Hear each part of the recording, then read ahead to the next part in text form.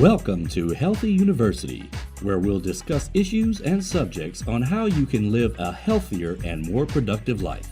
And now, here's your host for Healthy University, Alan Eisenberg. Hi, and welcome to another episode of Healthy U. This is your host, Alan Eisenberg, and I'm here today with Kirk Smalley, who is one of the founders of Stand for the Silent. Kirk and Laura Smalley are both co-founders of Stand for the Silent, and they founded Stand for the Silent after losing their 11-year-old son Ty to suicide due to being bullied for over 2 years.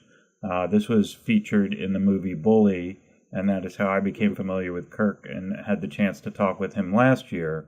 And Kirk, I'm so glad you're here this year again to talk about the issues of bullying and what all the great work that Stand for the Silent has been doing.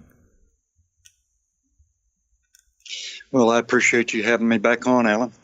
Well, you do great work, and I'm one of your biggest fans in terms of just supporting what you're doing and the way you're doing it, and I know, I'm sure it's very painful, to deal with telling the story again and again, but that's how we make a difference, and I think we both know that. So going into that, why did you create it? Why did you create Stand for the Silent? What was the thing that really pushed you to say, okay, this happened to me and my family, and I'm going to do something about it? Well, Laura and I lost our 11-year-old son Ty to suicide because of being bullied at school for over 2 years, and we decided that we couldn't live without trying to do everything we could to make that stop, because it's happening every single day in our country to children. We're losing babies every day. We have a list of over 55,000 that we have lost in the last 7 years. Unbelievable. In America. Yeah. And, you do the math, and that comes out to 22 kids a day on average, and that's almost one every hour. Yeah. You don't hear about all of them. Most parents don't want to talk about it. Suicide has kind of a stigma attached to it, and people seem to think that if someone in your family takes their own life, that there's something wrong with those people. And Alan, as well as I do, that the only way we're going to make that stop is if we do talk about it. We have to let these kids know that even though they have these thoughts and these feelings, that they can come forward and reach out for help, and somebody does care. Mm-hmm. We got to quit hiding from it, and we have to start talking about it.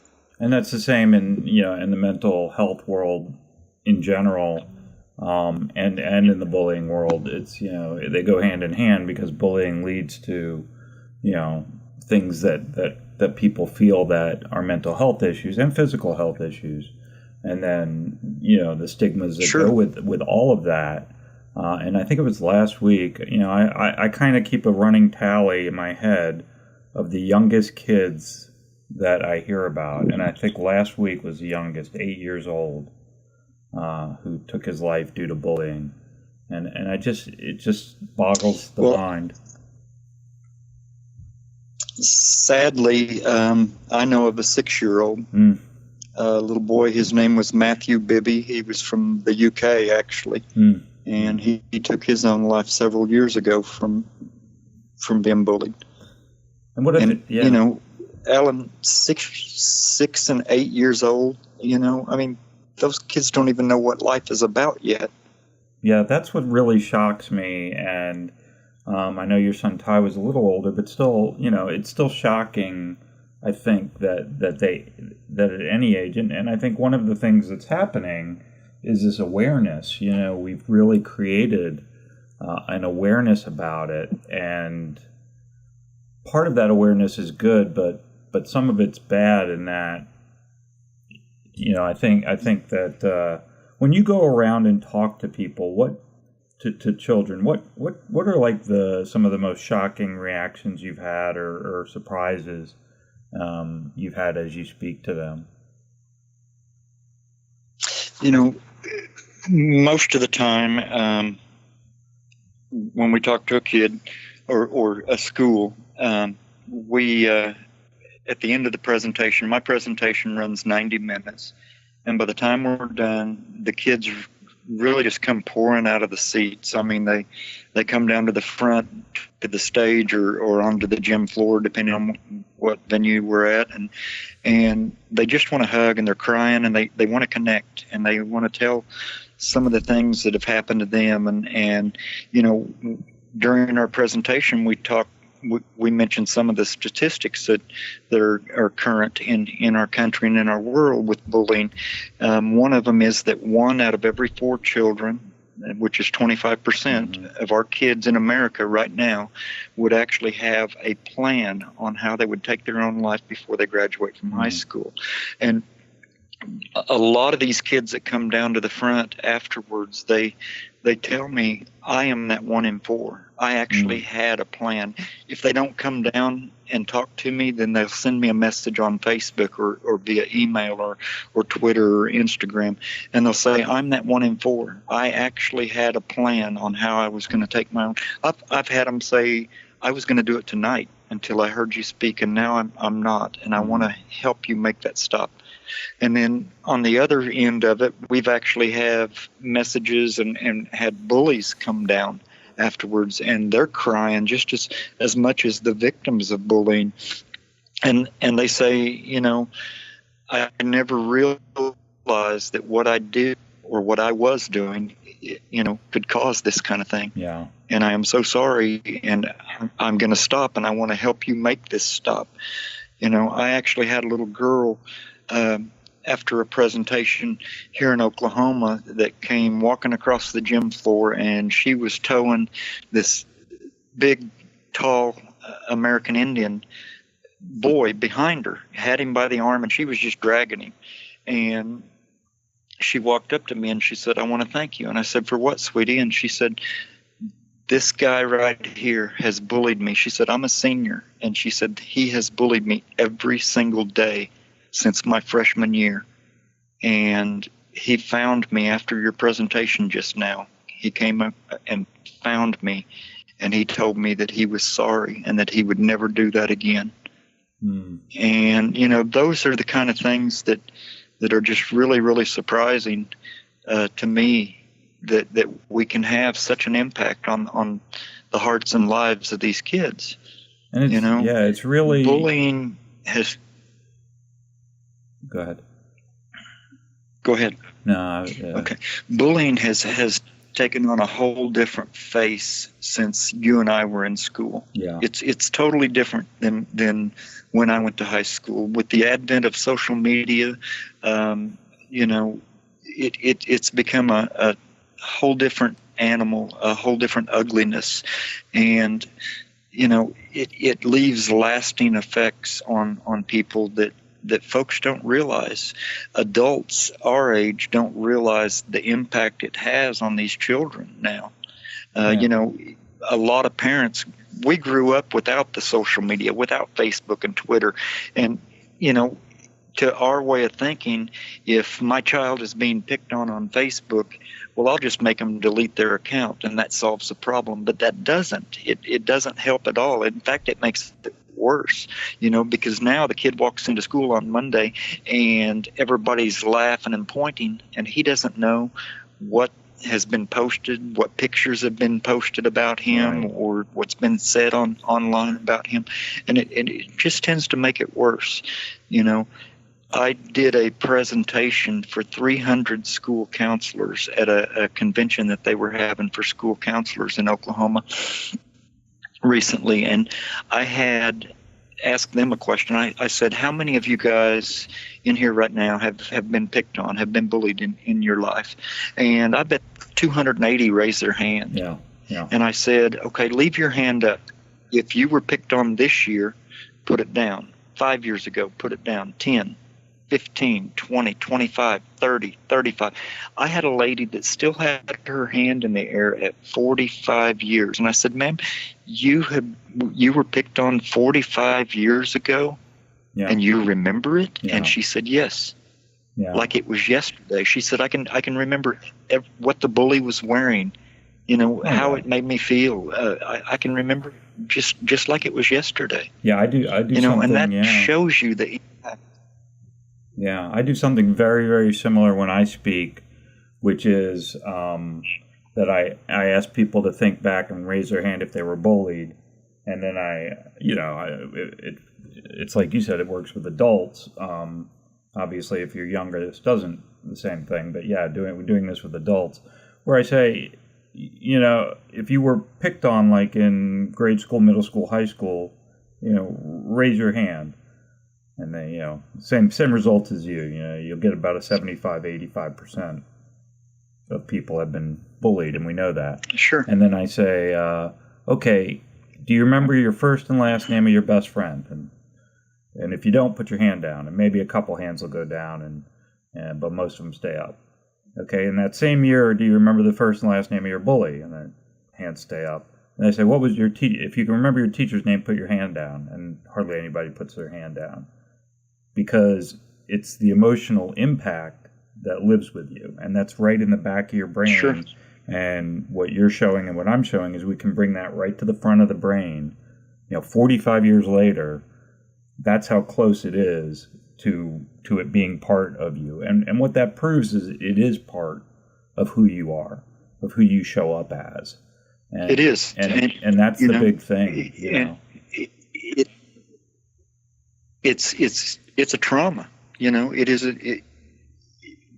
that's the only way I can describe it. It's an actual trauma, and that trauma makes it stick with you for the rest of your life. Right. And if you don't we do something similar with the kids we talk to. Yeah. What do you do? I always ask the kids, the students, how many of you have been picked on? And the majority of them raise their hand. And then we tell them we love them and that they are somebody and that they matter. And then we'll turn right around and ask, how many of you are bullies? And you'd be surprised, but usually we get 2 or 3 out of maybe 500 or 1,000 kids that actually do raise their hand. Yeah. Well, and we tell them we love you. You are somebody. Right. And then we talk to them about, okay, do you guys believe that? Do you believe that these 2 guys or this guy and this girl right here are the only ones doing the bullying of 500 of you? Yeah. And everybody's like, they realize, maybe not. Yeah. Well, what we know, what we know from research and studies and what you're finding out is, if 85% of us have been bullied, then it can't just be 15% of us that are bullies. That doesn't work. And so what the studies show is that hurt people hurt people. And that's an interesting concept, but I lived through it.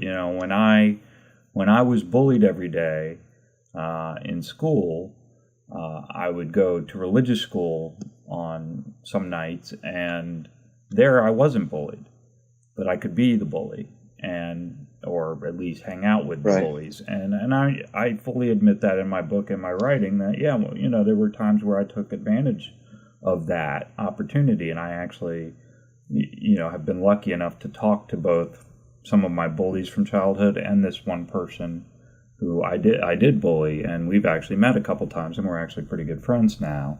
But he was telling me about how much it affected him, and not what I did, but he was bullied.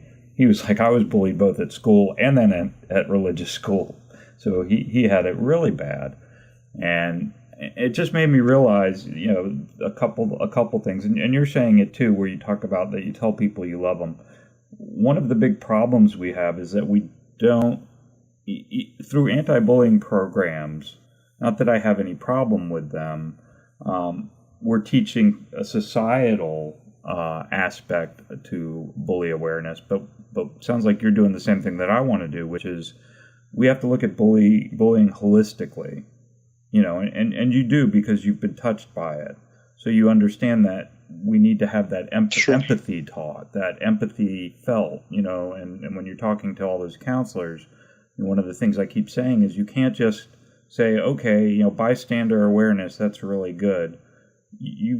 When a child shows up to school as much as people want to mask it, as much as anyone wants to mask that they're being hurt or bullied, they come with some baggage with them, whether they're being quiet, whether they're,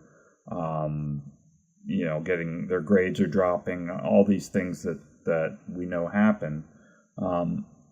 That we're not, if we were paying attention empathetically, and if we were teaching people how to have empathy instead of just being sympathetic, or even just sort of being like when you and I were kids, like, well, it's just kids being kids, you'll get over it. And making them understand that we care, that we do love them, and that it's not going to, you have that in your life. Because obviously when you're talking about really, really young Sure. children, the biggest thing they have to feel is unloved. I mean, that has to be the precipice that they just feel like they can't get past because they have so fewer amounts of emotions to work with. I totally agree. The one thing I see with a lot of the kids that we talk to is, by doing the presentation the way we do it, these kids suddenly realize, like I say, you ask how many of you have been bullied, how many of you are the bully.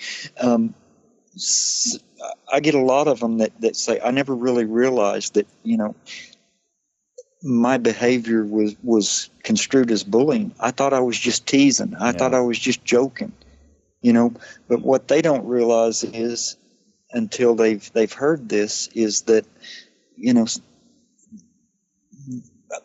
for instance, I had a school counselor that I'd worked with for a couple of years, and she developed an anti-bullying program for her school.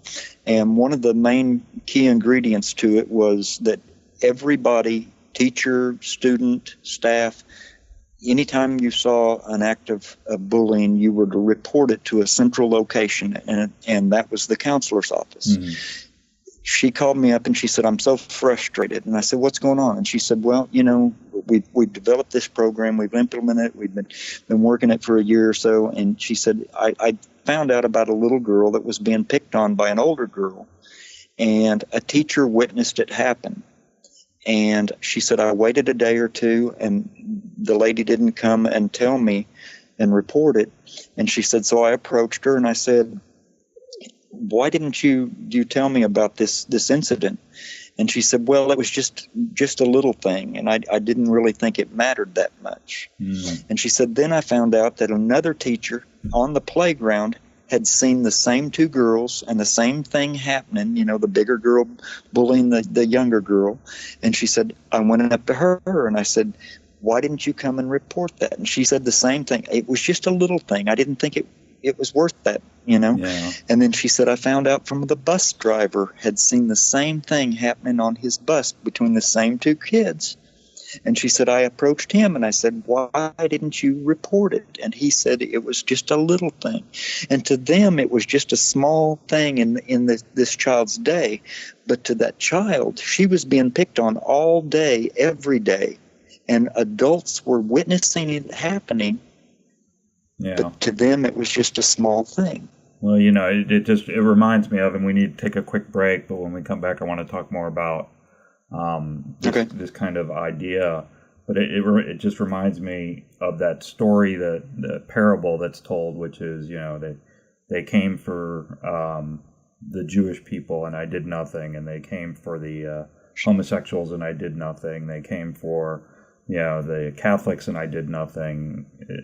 They came for the blacks, they came for and me. They came for me, and there was no one left, to help for me.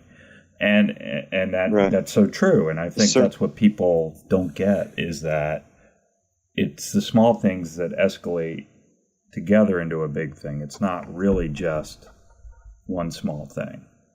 And you're not, you're not serving that purpose. So when we come back, I'd like to talk some more. This is a great conversation, and I thank you for all your sharing. But when we come back, I'd like to talk about a little more about long-term effects of bullying, and I think what you're seeing in the social media world with some of the public suicides that are happening now with kids, where we used to not know that a kid killed themselves due to bullying, but now I think we're very aware because they make us aware. So if you wait a second, Kirk, we'll be right back. Yes, sir. With some more Healthy You.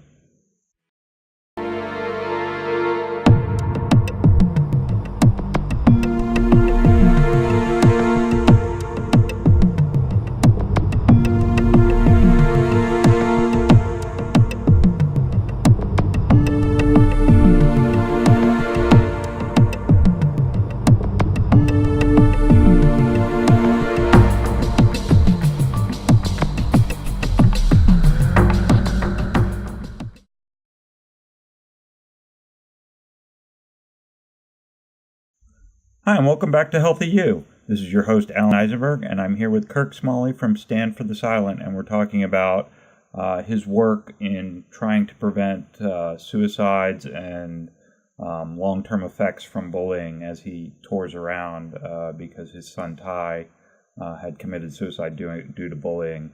And Kirk, as we went to break, you were talking about people not reporting bullying. And I definitely see that as a major problem, major hurdle still to overcome. But what always strikes me, and I know you've probably seen the movie Bully as many times as I have, is that one scene where the boy's coming into the school and he was just being bullied outside, and the administrator brings the two of them in, and then she wants the victim to shake hands with the bully, and the bully puts out his hand, and she admonishes the victim because he won't do it. And then makes the rest of them leave, and then starts just really admonishing this victim, this boy who was bullied, and it was at that crucial moment that I have to tell you, tears were flowing out of my eyes, because in 1978 that exact same situation happened to me, between me and a counselor. And it's again this idea in my mind that I'm not yet sure that the people who are overseeing our children at school understand the real problem that bullying causes and the real damage it's causing to these children when that action takes place. And they think that they can make it better through training that they're wrong on. So, when you're finding out about these things, how do you see it? I totally agree with you. That part of the documentary is really tough to sit through. There's several parts in that documentary actually that are on the school officials' end that are so wrong. Take for instance when the assistant principal in the Iowa school makes the parents look at her grandchild. This is how my day went, and shows them a picture of her grandchild. The audience boos her when they're watching that documentary. And, I think that just shows that, they don't take this as seriously as it really should be taken. We're losing children that are taking their own lives because of this. And yet, the answers that we get from these school administrators a lot of times are boys will be boys, kids will be kids. Bullying is just a rite of childhood passage. It's something that every kid has to go through. But my question is why? Why does every kid have to go through that? Right. And it's because we allow that to happen. Yeah, and it really is, and it's terribly sad, because the only thing that I couldn't believe, and I don't know. Like when Mr. Hirsch came to you and said, I want to do this documentary, was he clear what he was making a documentary on? Because I would think, here's a camera crew in a school, I would assume they tell them why they're coming, and you would think these school administrators would be on their best behavior, like they would be doing exactly what they think is the right thing to do. And what we watched is them do exactly the wrong thing to do. You would think that, I would as well, and I was just amazed that he got that kind of footage. Yeah. I think a lot of it was Lee spent a lot of time in the school up there and following and riding the buses. And he just kind of faded into the background when he approached us and filmed at our home. And those were the worst days of Laura and I's lives. We had just lost our son, and we didn't even realize at times that he was there with the camera. He just he was a very unobtrusive guy, and he kind of fades into the background and just let things happen. And so even though it seems surprising that the school's administrators did that kind of thing on that documentary, I totally believe that it was not acting. I think it was very real. The scene that you were talking about with the two boys, and she made the one child admonished him for not wanting to shake his bully's hand and told him, well, you're just as bad as he is, and that kind of thing.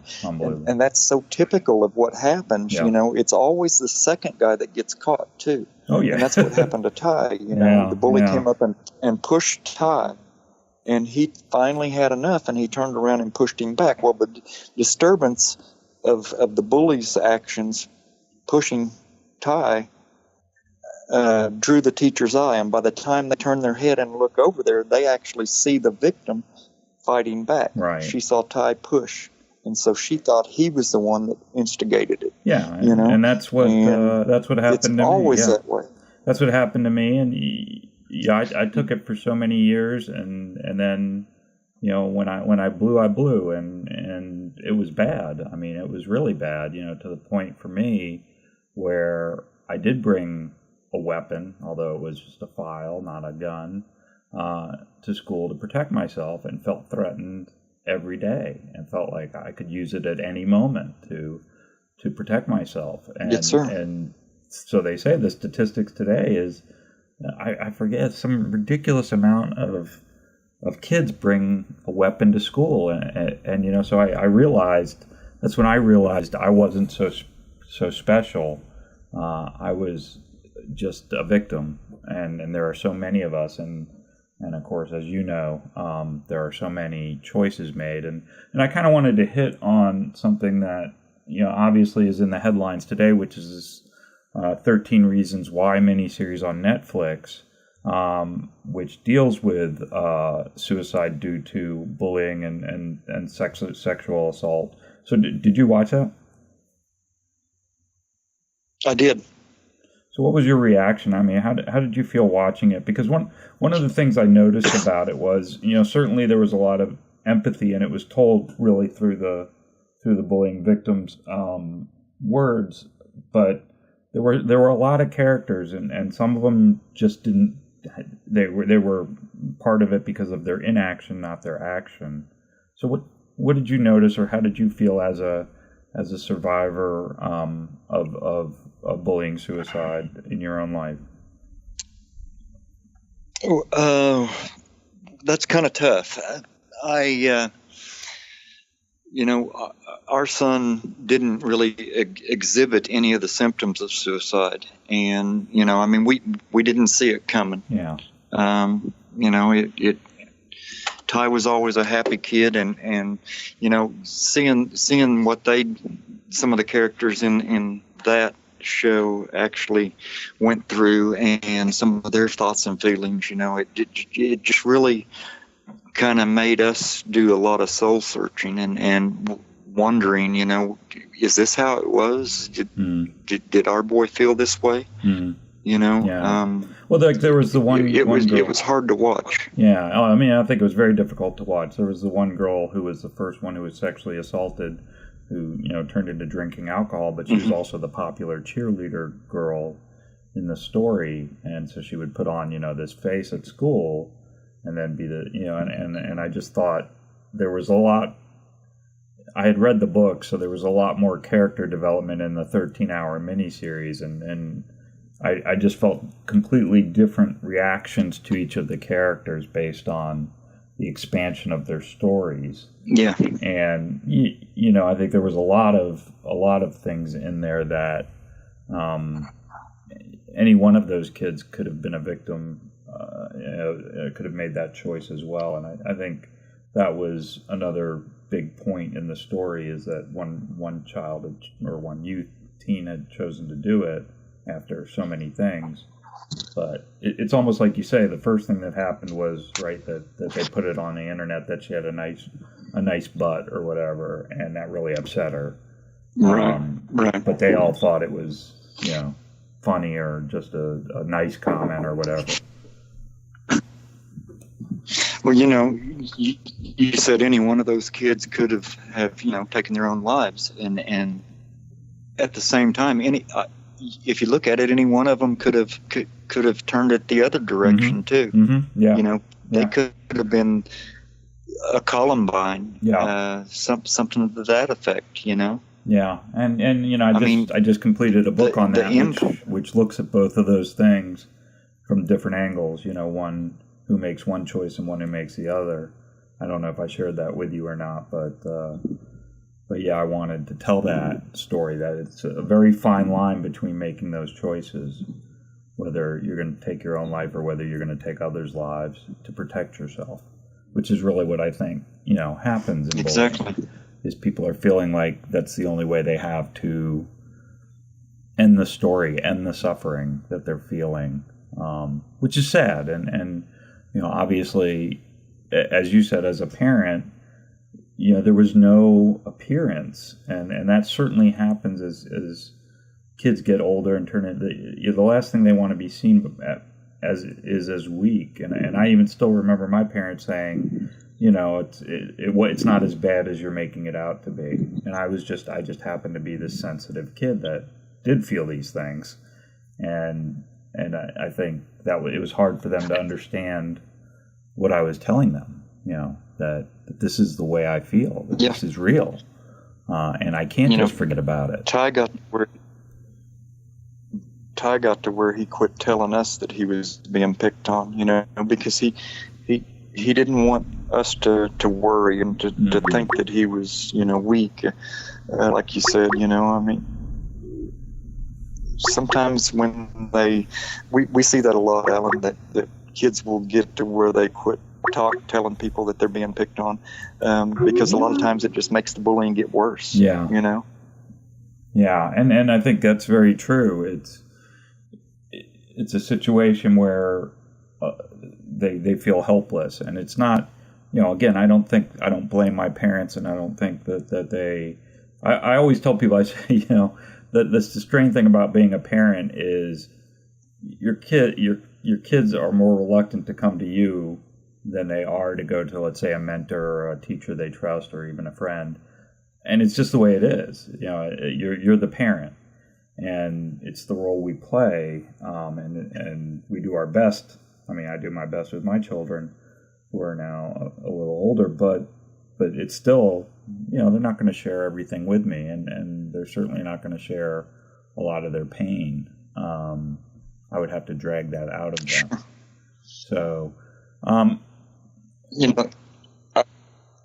I see a lot of young people that come and talk to me after our presentations, or they'll reach out to me online on social media or via email, and they will talk to me literally for hours and hours and hours and say, I've had thoughts of hurting myself, and I'm a cutter. I cut myself trying to get rid of the pain that I'm holding, and that kind of thing. And I'll say, have you told your parents? Have you talked to them?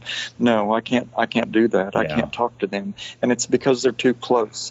And a lot of them can't talk to their school counselors or a trusted teacher because they see them every day. Yeah. But they'll reach out to me, a perfect stranger that they've only heard speak for an hour, and speak literally for hours. And I always try to. We have a website and a child helpline that we promote real heavily. It's 121help.me. It's on our website homepage, and they are trained counselors from 7 of the largest child helplines, which is important that these counselors are trained in how to help children, because adults and children, they're as you know, their brains work very, very differently. Right. And these people, they can call them toll free 24 hours a day, 7 days a week. They can email them, they can text message them. It doesn't charge their data plan on their phones, and they can get the help that they need from these people. And so, I really try to push that when these kids that reach out to me and tell me that they have these thoughts, because I'm not a trained counselor.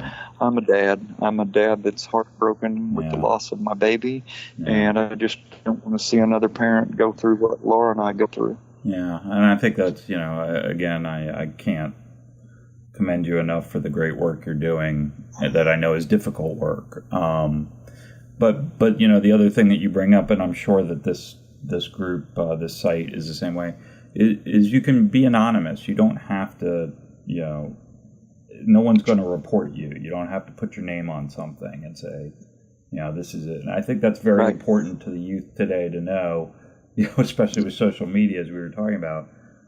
This is a case where you can be anonymous. You can say this is what's going on, and this is and you don't have to. Even the police did it to me fairly recently when I had to report something. They started taking down all my information, and I'm like, why do you need my information? I'm reporting what this other person's doing. So, and then I said, well, what are you going to do about it? And they said, well, nothing. And I'm like, well, then you just basically, took down all my information, which just felt like a violation, like it was going to end up in a computer somewhere. Sure. And so, I think it's important that youth know that there are a lot of avenues for them to be able to let that know. But I also think, Kirk, don't sell yourself short. What you're bringing when you walk in the room is empathy. And I still think that that's the key. That's the thing they're not getting at school from the counselors, from overworked teachers. That's the one thing I understand. Schools, those people are overworked and underpaid, and we know it. And so, sure, having the time to give empathy to each child who needs it is the difficult part. So when you get to come in and do that, you're that person, and they can trust you that you can give them the empathy, which, in the years since we've talked, I've become a certified coach and have kind of learned how. I always knew I could give empathy, but I've learned how to give it, how to accept it and how to offer it. And that's what you're doing when you speak and telling kids that you care about them, is that's all they want to hear. That one person, it's that idea that if you can change one person's life, right? If you could do one thing, that's what you're trying to do. Exactly. That's the satisfaction in the work that you and I do on the issue of bullying. But what other resources are there that you know about? Oh, go ahead. I was just going to say, it's you and I have so many things that click together. I've often said that we have raised in our country, or actually in our world, we've raised more than one, probably 2 or 3 generations now of kids that don't even know what the word empathy is. They grew up playing video games where they get points for killing people, and that makes it a good thing. They watch cable TV shows, or even on regular channels, they see all this violence, death and destruction, and somebody getting an arm or a leg ripped off and blood spurting, and even their cartoons. There's one where a little boy named Kenny dies in every single episode, and he gets to come back tomorrow. And that's teaching these kids that death ain't real. That you get to come back tomorrow. Yeah. And that is our fault. We as adults and we as a society have allowed that kind of thing to infuse these children, and just without taking the time to sit down and have conversations with them, to make sure that their young minds realize that these things are make-believe. This isn't real. We have gotten to the point where we don't sit down as families and have dinner around a dinner table with the conversation anymore. we don't talk to our children. I often, when I do an open to the public community presentation and parents come, I ask them, how many of you talk to your kids? I ask them every day, how was your day? And boy, the hands go up, and I'll say, and what do the kids say? And they say, oh, it was okay, it was fine. And I say, and then what? Right. And they say, well, they go to their room and they get on their computer or whatever. And that's not communicating. I was in a restaurant here a while back. I watched a family of 4, a mom and dad and two kids sitting at the dinner table, and every single one of them had their head in an electronic device, a cell phone, just typing away, and we dinner in front of a TV set anymore. We don't sit around a table and have those meaningful conversations. And that is part of what we've got to get past. Yeah, we've got to figure that out. And I can't agree more that our younger generations just don't have the skill set to communicate anymore in the way that we understand you can communicate. Twitter does not, 128 characters does not communicate a message every time. And that's just something that I don't know what we're going to do, other than I've seen some good practices where families force everyone to put their, electronic device in the middle of the table and not pick it up. And the first to touch it has to pay something or whatever. But there are techniques and there are other things, but I know we're getting to the end here, so I do want you to. I know you had some resources to share for people as you've been doing this, and also how can they get a hold of you for the Stand for the Silent program? Our website is www.standforthesilent.org. We are currently in the process of revamping our website. We're going to relaunch a new one, hopefully within a 2-week period. And on that new website, you are going to find a ton more resources. Our old website has a lot of resources. We have the 121help.me phone line for anyone that is thinking about hurting themselves, and they can remain anonymous. So it's on our old website. It'll be on our new one. On our new website, we're also going to have a thing called Family Locator and Family Signal, and that is a kind of a GPS tracking device that families can keep in touch with their, the parents can know whether their kids are where they're supposed to be, when they're supposed to be there, and it alerts them if they leave school when they're not supposed to, or things like that. For the parents out there, I have found literally a ton of resources that I wish I had. The digital age, the social media, cyberbullying has become, a huge problem in our world. And there are a ton of resources out there. There is one based out of California, a company called Teen Safe. Mm-hmm. And you can go to their website, you can order this, install it on your kid's phone.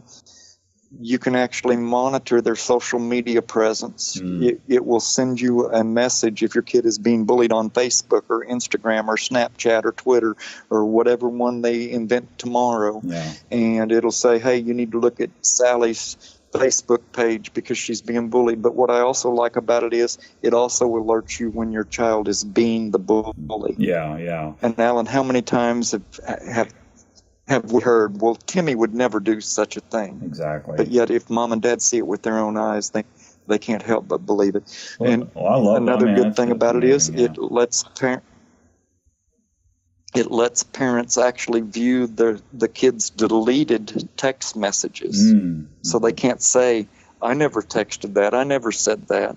And I think, I think the one thing that mom and dad can have a record of. I think the one thing that you and I know, I know if your kid is arguing back at you that they don't want to be watched, you're the parent. And you need to take it upon yourself and say, I'm the parent and I'm going to do this. And if you don't like it, that's too bad. We'll just take the phone. That's right. Unless they're paying for their own phone plan, you're the parent. Unless they're 18, they're not an adult, and you should be keeping an eye on them. And you should know that. That's correct. In this day and age on the internet, there's so many different predators and people with predatory ways that are looking to hurt people. And, if you have the right kind of relationship with your child, in my opinion, they would see that as, it's not that I don't trust you. It's that I don't trust the world. Right. And it's because I love you that I want to make sure that everything's okay in your world and that you're safe. And again, as you and I know, if you want to do a search, every day I go and I search the word bullying, and every day I find a story of a child who has taken their life due to bullying. And now they tell us. Now, as you know, in the past, they didn't leave notes that always said they were bullied. So statistically, they've never been able to give a good answer to how many children, as you mentioned at the beginning of the show, who took their life were bullied, and that's what led to it. Now we're starting to know, and it's a high percentage. It's a high percentage of children. So, I think what you're doing is wonderful, and I think the work that Stand for the Silent is doing is brilliant work. And as I said, we'll definitely talk more about joining together as we work toward the future and really trying to solve this problem. I appreciate and applaud everything you do, which I know has to be a hard sacrifice in your life. But I wanted to ask you one last question, and I ask this of my guests, and I think you might have an interesting answer, because I know it's been some years since your loss, but we all have self-improvement that we work on, and part of this show is, again, trying to make everybody's lives better. So can you share anything you've been doing in your life to live it healthier or better, just for yourself, that gets you up in the morning, that makes you feel a little better?